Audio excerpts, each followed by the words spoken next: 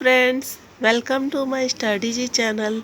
आइए UGC NET में हम आज करेंगे उपन्यास से मैला आंचल। तो बेकार का समय नहीं गवाते हुए चलिए हम शुरू करते हैं। मैला आंचल फणीश्वर नाथ रेणु की उपन्यास है। फणीश्वर नाथ रेणु हिंदी भाषा के साहित्यकार थे।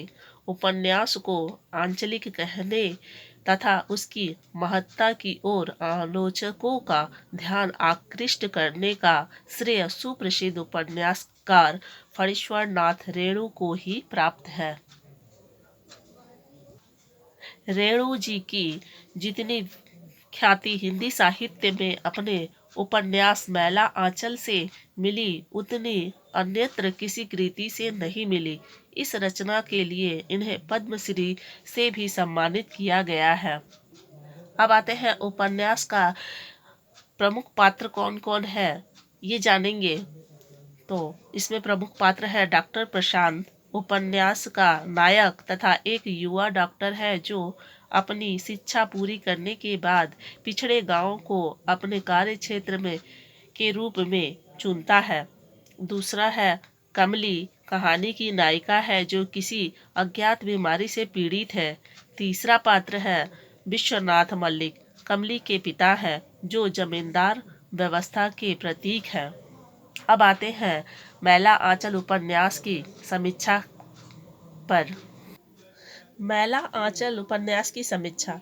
मैला आंचल हिंदी का प्रतिनिधित्व आंचलिक उपन्यास है और इस कारण इसके कथ्य में प्रायः वे सारी विशेषताएं मिलती है जो किसी भी आंचलिक उपन्यास में पाई जाती है।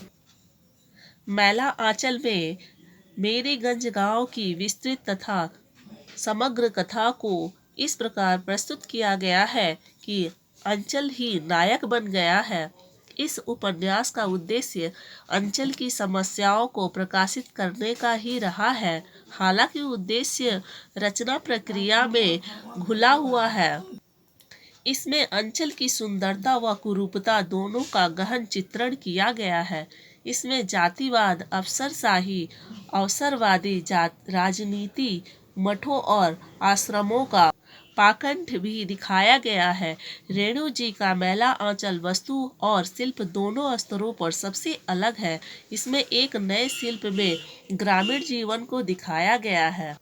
इसकी सबसे बड़ी विशेषता यह है कि इसका नायक कोई व्यक्ति नहीं है, अपितु पूर्वांचल ही इसका नायक है। दूसरी प्रमुख बात यह है कि मिथिलांचल की पृष्ठभूमि पर रचे इस उपन्यास में उस अंचल की भाषा है विशेष का अधिक से अधिक प्रयोग किया गया है और यह प्रयोग इतना सार्थक है कि वह वहाँ के लोगों की इच्छा, आकांक्षा, रीति रिवाज, पर्व, त्योहार, सोच विचार को पूरी प्रामाणिकता के साथ पाठक के सामने उपस्थित करता है।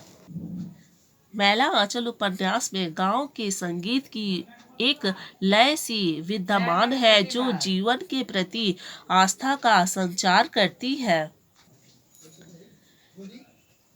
यह उपन्यास आंचलिकता को तो जीवंत के प्रति आस्था का संचार करता ही है, यह आंचलिक को तो जीवंत बनाता ही है। साथ ही इसमें उस समय का बोध भी दृष्टिगोचर होता है। उपन्यास का मुख्य पात्र डॉक्टर प्रशांत बनर्जी है जो पटना के एक प्रतिष्ठित मेडिकल कॉलेज से पढ़ने के बाद अनेक आकर्षक प्रस्ताव ठुकराकर मेरीगंज में मलेरिया और कलरा अरज पर शोध करने के लिए आता है। मेरीगंज में मलेरिया केंद्र खुलने से वहां के लोगों में हलचल उत्पन्न हो जाती है। यहाँ के लोगों की भूत प्रेत, टोना टोटका, झाड़ फूक में विश्वास करने वाली अंधविश्वासी परंपरा स्पष्ट रूप से दिखाई देती है।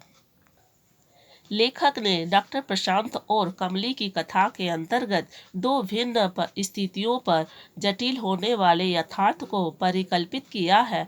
यह डॉक्टर पर मिट्टी का मोह सवार हो जाता है और इस मोह के वशीभूत होकर वह एक और गरीबों में राजनीति चेतना जागृत करता है तथा दूसरी ओर कमली से प्रेम करता है।